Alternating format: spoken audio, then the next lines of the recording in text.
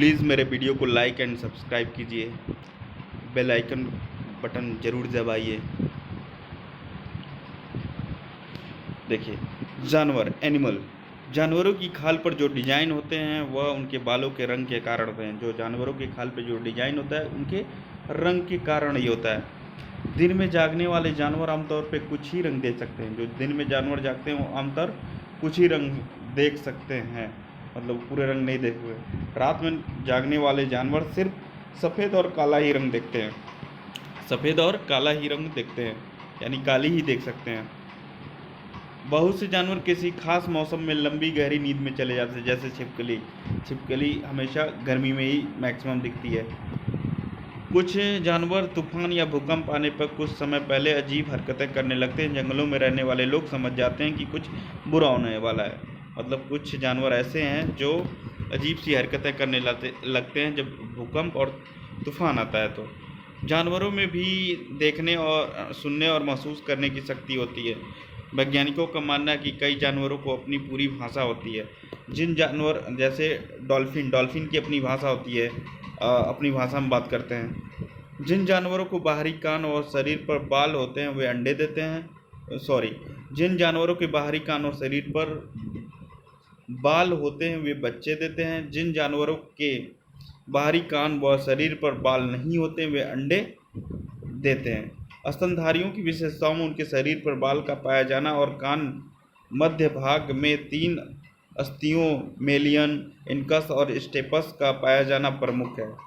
चलिए, कुछ प्रजातियों को छोड़ दें तो लगभग सभी स्तनधारी वर्ग के जंतु बच्चे देते हैं, तथा जिन जानवरों में यह नहीं पाए जाते हैं वे अंडे देते हैं।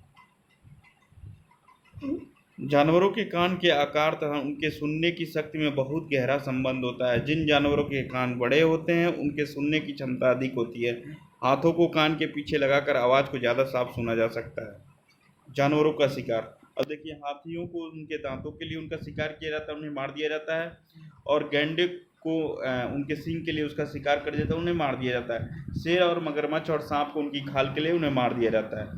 कस्तूरी हिरन को थोड़ी सी खुशबू के लिए उन्हें मारा जाता है। जानवरों को मारे जाने वाले जो मारते हैं उनको शिकारी कहते हैं। कुछ जानवरों की नींद, गाय 4 घंटे सोती है, जिराफ 2 घंटे सोता है, अजगर 18 घंटे सोता है, बिल्ली 12 घंटे सोती है। स्लॉथ, अब देखिए ये स्लॉथ क्या है, पेड़ों पर उल्टा लटक कर रहते हैं, ठीक है, लटके रहते हैं। इनका देखने में ये भालू जैसे होते हैं लेकिन भालू नहीं होते हैं। यह एक दिन में करीब 17 घंटा उल्टा लटक कर सोता है। और अब देखिए 40 वर्ष इसका जीवन काल है।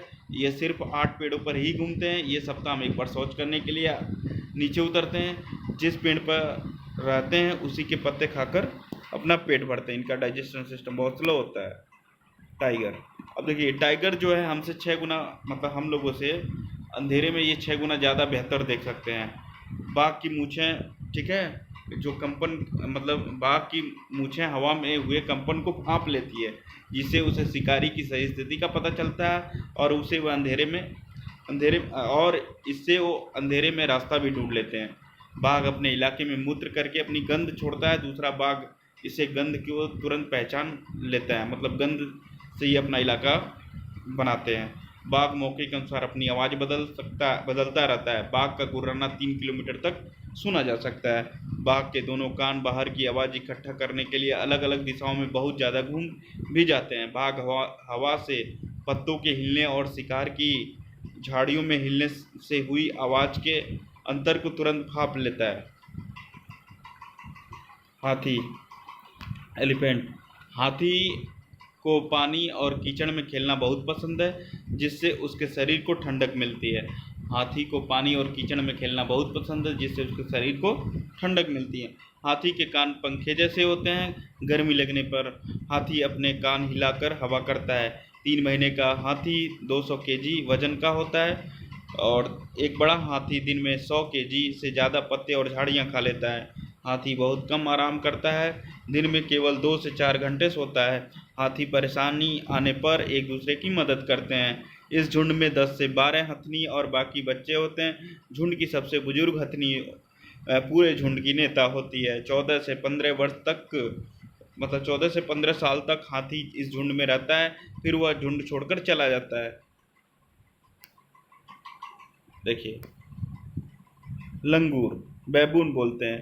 देखिए, लंगूर को चौकीदार कहा जाता है क्योंकि ये ऊंचे पेड़ पर जाकर निगरानी करते हैं कि कौन शिकार करने कोई आ रहा है या नहीं आ रहा है।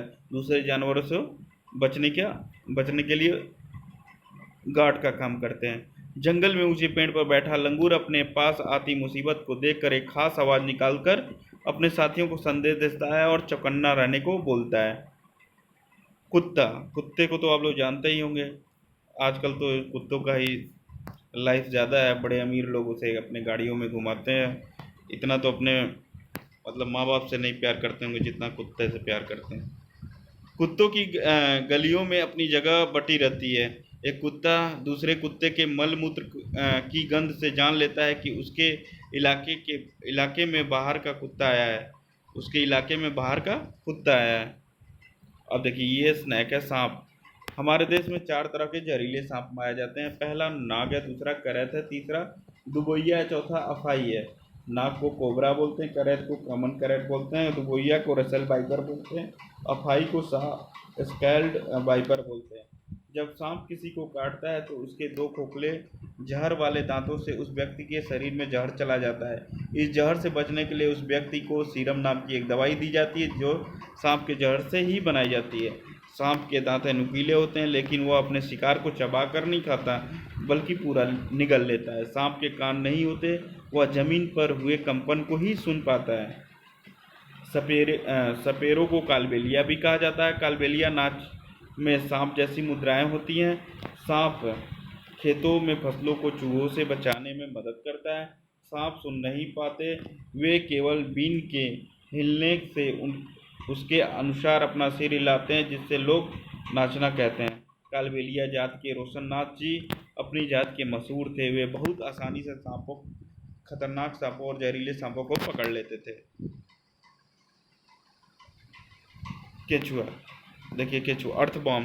केचुआ जमीन में छेद बनाकर मिट्टी के मुलायम कर देता है।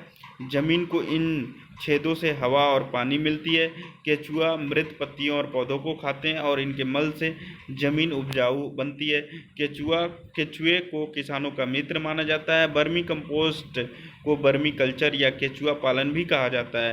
केचुआ, देखिए केचुआ जो बरसात होता है तो उसमें बहुत ज़्यादा निकलते हैं और जब बरसात होता है इनका एक छोटा ऐसे करके गोल गोल करके घर बनाते हैं, उसी में एक एक केचुआ रहता है।